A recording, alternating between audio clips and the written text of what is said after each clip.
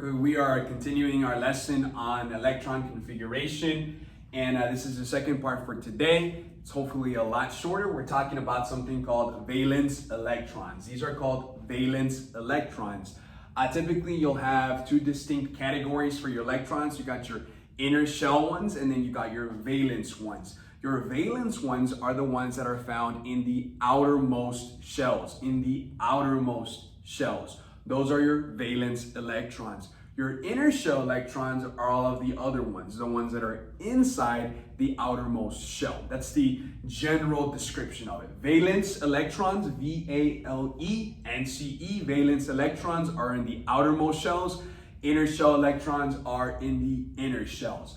Now, the importance of valence electrons is that they are the ones that will give a lot of the elements their chemical properties. So a lot of the properties, a lot of what distinguishes one element from the other is based on the number of valence electrons that they have. That's really important in chemistry to determine the properties of the elements. Then, more importantly though, valence electrons are the ones that play the biggest role in chemical bonding. So remember the compounds you learned how to name in many different scenarios. The bonding, the chemical bonding, the properties, one element or multiple elements being combined with others, valence electrons, the number that you have plays the biggest role. So it also plays a role in chemical bonding. Now, a couple terms that I want to explain to you. We may not have used them as much, but we will start using them now. We have columns and rows, columns from left to right. Those are known as groups or families. Groups is used more often. So this is group 1, group 2, group 3, and so forth. There's 18 columns, so there's 18 groups. These are called groups, left to right. Then you have from top to bottom. Those rows are called periods. They are called periods. So starting from top to bottom, you have period 1, 2, 3, and so forth. These columns are groups. These rows are periods. Just keep that in mind.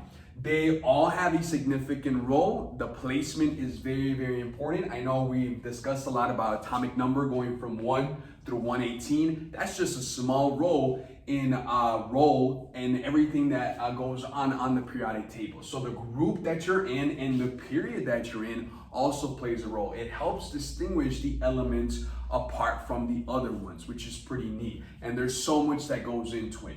So that does play a role in what we have as valence electrons. So let me give you an example here.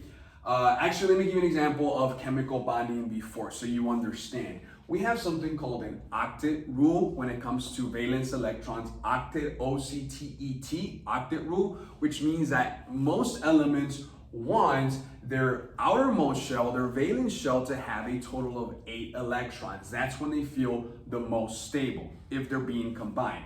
So what happens is with the octet rule, that typically you have elements that are wanting to give away electrons to be stable and those that want to receive those electrons so that they can be stable. The exceptions to that would be hydrogen. You have something called a duet. It can only contain up to 2 electrons, and the same thing with helium. We'll talk about that later on. Everything else would fall under the octet rule for the most part. So let me give you an example. My first group, remember that's my first column, are known as alkali metals. These are alkali metals. They are highly reactive. They're in your notes that I printed out for you. We're going to put it in a PowerPoint as well later on. You'll probably see that. Those are alkali metals. We're going to take group 1, period 3, that is Na for sodium. So my sodium element is a alkali metal. This group, everything that belongs to this particular group will always have 1 valence electron. It's very important for you to remember that. So with that being said, because it has 1 valence electron, 1 in the outermost shell, it wants to give it away. And it's looking for another element that wants to receive it in order for it to be stable. So let's reference over to the other side of my periodic table. Let's look at group number 17. These are known as halogens. Group number 17 is wanting to receive an electron for it to be stable. So keep in mind, these guys over here want to give one away. These guys over here want to receive one. They're a perfect combination. So when you have a sodium atom being combined with something like chlorine, which is in group number 17, ready to receive one of them. These have 7 valence electrons. Remember, we want to achieve 8 as a total. So in order to have 8, you need to add 1 here. In order to have 8, you need to add 7 here. So they're a perfect combination. So when you have NaCl being combined, that is called sodium chloride to scientists and to chemists and to chemistry students. For the rest of us, common people, when we sit down to eat, this is known as table salt. So whenever you're cooking and you want to add more flavor, or someone else cooked and you don't think it tastes well and you want to add something to it and you want to add salt, you add sodium chloride. That is just a general common example of a chemical bond, and that is only possible because of the valence electrons they want to share. Another note, these are noble gases. Noble gases are literally almost non-reactive, which means that they do not, their shells are already filled. They have 8, so they're not, except for helium. The rest of them are not willing to combine with anyone else. They don't want that drama of the chemical bond. They're already full. They have the shells full. They're not worried about that, so we stop at 17 and it goes backwards. We'll talk about the trends when it comes to that here in a second, but the general rule, once again, is this side would combine with this side when it comes to the valence electrons. Now, how do we come about that? Really quickly, let's take an element, P for phosphorus, locate phosphorus, it's number 15, right here on my periodic table. I've already written out my electron configuration. In the last video, we learned how to do that. This is for phosphorus, element number 15. Remember, your general rule is from top to bottom, left to right, all the way up until 15, fill in the shells. Starting with the periods are 1, 2, 3, 4, and so forth. Your blocks are S and P. You should already know that by now. Watch the previous videos if you don't. So my electron configuration is 4. I'm going to count how many electrons I have. If you notice, you have 2 plus 2 is 4, plus 6 is 10, plus 2 is 12, plus 3 is 15. You're going to see the electron symbol sometimes in worksheets or quizzes, and it's E negative. You already know electrons carry a negative charge, so that's why we have a negative sign. It has a total of 15 electrons total. Keep that in mind. Now, we're going to learn very quickly how to count the valence electrons, and it's very simple. For all of the elements from 1 through 20, the rules apply generally. It's very easy.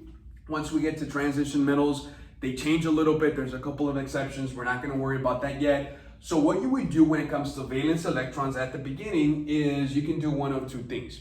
You can use the longhand version, and you're just going to count all of the electrons that are in the highest principal energy level. Remember, principal energy levels are denoted by the big numbers before the letters. So you're going to look for the highest number. You have 1, 2, and 3 only, right? 1, 2, and then 3. My highest number would be 3. So I just very quickly just underline the 3s to know what it is that I'm looking at. And you're just going to count how many electrons are in that particular energy level. You got 2 here and 3 here. 2 plus 3 is 5. Phosphorus carries a total of 5 valence electrons. 5 valence electrons. That is denoted by VE with a negative sign. Very similar to electrons, except that VE is for valence electrons. What does that mean? In total, phosphorus has 15 protons and 15 electrons. And that means that it is a stable atom as of now. We're going to talk about ions and electrons later on. But right now it's stable. It's not an ion. It's not carrying a charge. It's just normal phosphorus with 15 electrons.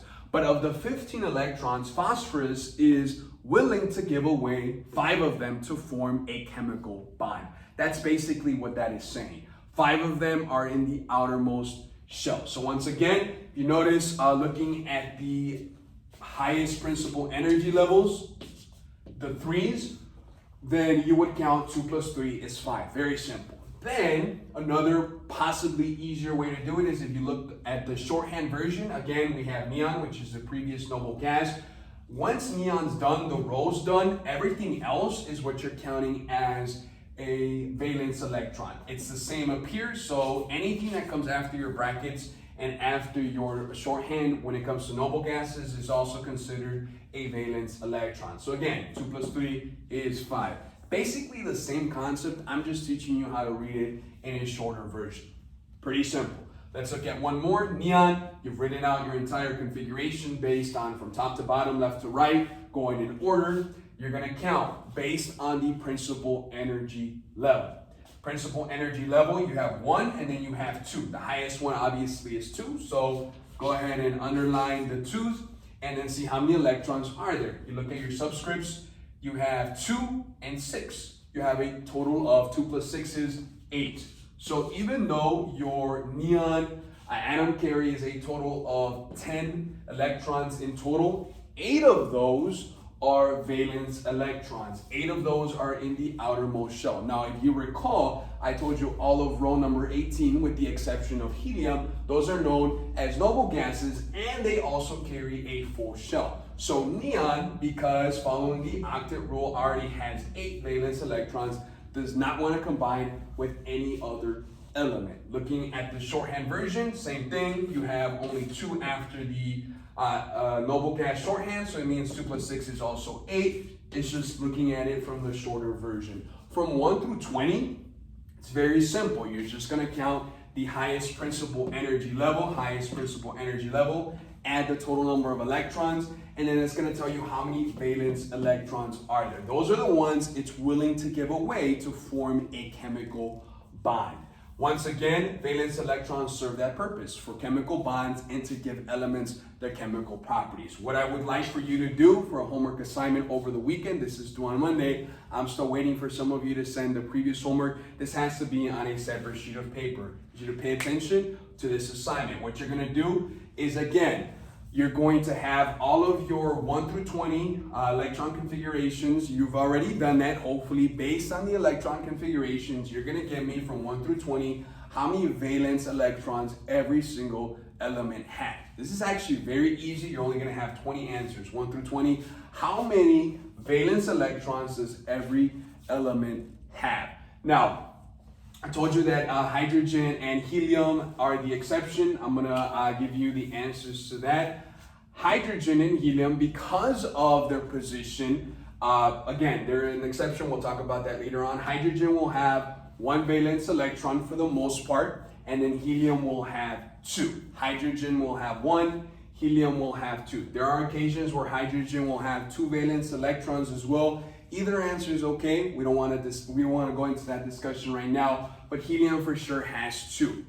All of the other ones follow the particular rules that I'm telling you. So once again, hydrogen will have 1, and then helium will have 2, and then all of the other ones, just to kind of give you a hint, based on the group that they're in, that's what the valence electron number is. So even though you're moving down the line, all of these will always have 1. Even though you're moving down the line, all of these will always have 2. Then starting over here, it's the same concept. You're going to have 3, 4, 5, 6, 7, 8. 3, 4, 5, 6, 7, 8. Pretty simple. This middle block is always the one that's giving us trouble. There's a couple of exceptions that we have to look into, but that's the general rule. Either way, I want you to follow step by step in order to figure out how many N of each element there are when it comes